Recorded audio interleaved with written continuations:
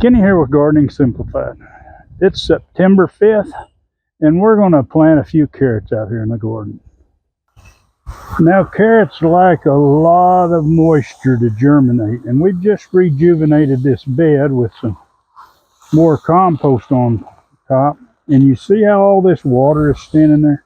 Because this has been sitting on the trailer a while. It did get a 1/4 inch of rain on it yesterday, but that doesn't count for nothing with all these hot temperatures and no moisture. So first thing, if you're going to plant carrots, you need to get your ground good and moistened, and this is what we're going to do first. Okay, now after I've got it watered some, and it still takes a lot. You see how dry this is right here? We're going to go ahead and I'm going to make these rows in here, and I'm making these close to my drip lines. But I'm actually be a little further away on this one. I'm actually planting 5 different carrot varieties in this place. I'm not going to all plant each down a little bit of the section, but what I'm going to do, I'm making these grooves, and I'm going to come back in here and water this again. I want this to be good and moist.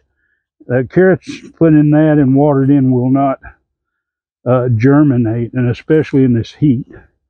I'm going to use my special technique after I make these rows, but I'm going to moisten these down good, and then I'm going to cover them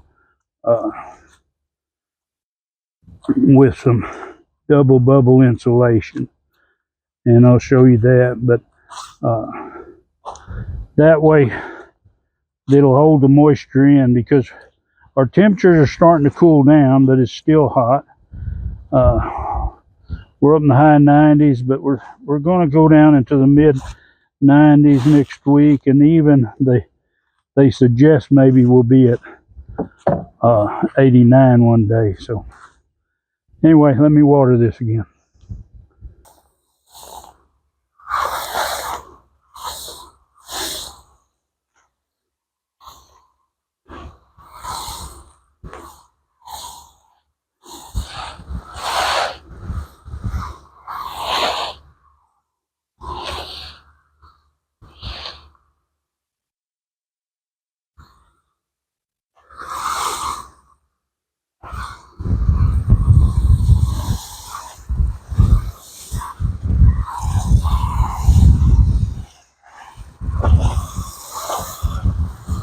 Okay, I've got this wet down good, and I've divided it into sections for how many carrots I want. Now, I've got a black nebula carrot. I kind of like this. It's kind of tender. It doesn't have a whole lot of flavor, but I'm going to put a few seeds down in here. If I have too many, I don't want to get too heavy, but if I have too many, we'll just come back and we'll thin them out, because you might not want to pull those plants up, but I'm going to tell you, if you get a bunch like that comes up, you're going to end up with very little carrots.